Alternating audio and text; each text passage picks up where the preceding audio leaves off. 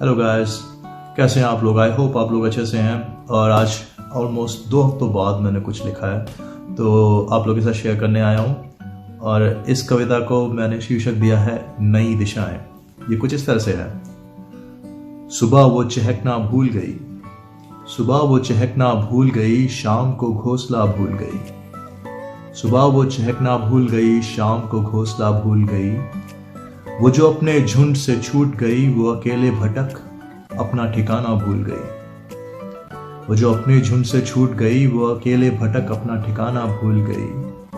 पहले तो वो थोड़ा घबराई, पहले तो वो थोड़ा घबराई, फिर हिम्मत कर नई दिशाओं की ओर चल पड़ी।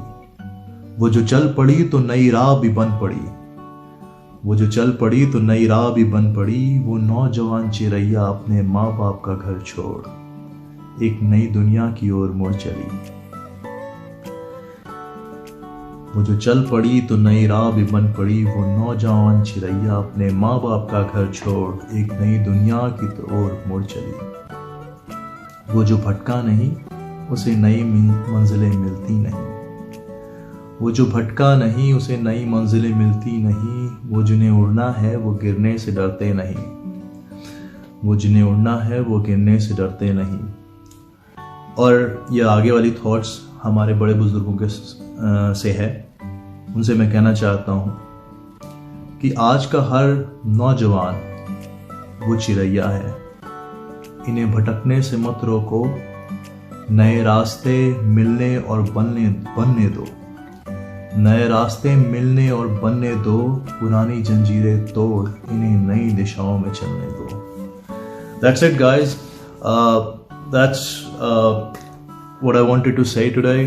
और if I have to explain these thoughts, तो उसमें मैं यही कहूँगा कि मैं इस कविता के माध्यम से ये कहना चाहता हूँ अपने बराबर के लोगों, जो यंग जनरेशन है या जो मुझसे भी यंगर, जो नेक्स्ट जनरेशन आ रही है, उनसे मैं ये कहना चाहता हूँ कि कभी अगर भटका सा फील हो तो it's fine to be lost, you will find new veg.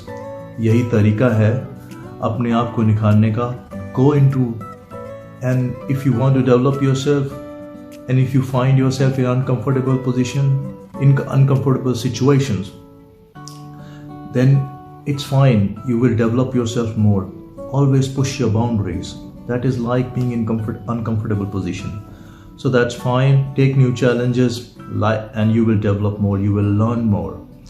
And this is the way how it is. और अक्सर जिसने अपने माँ बाप की छत छोड़ी नहीं, वो अपनी छत भी बनाता नहीं है नई कभी। तो इसलिए मूव ऑन।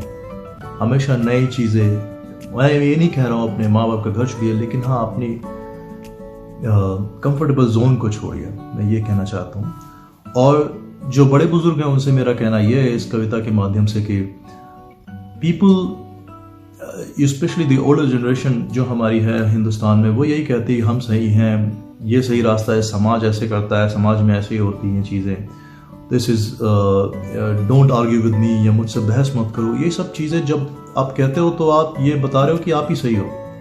नो, आपकी जनरेशन की एस्पिरेशंस, मोटिवेशन अलग रही होगी, क्योंकि आप और वो समाज भी अलग था जब आप निकल रहे थे, जिस अपने घर को छोड़ रहे थे, जब अलग तरह की फाइट्स रही गई। मैं नहीं कह रहा हूँ आज वो पैरामीटर्स वर्कआउट नहीं करते, but they might be little different today, and today's generation maybe they need different aspiration, different motivational and different achievements are required.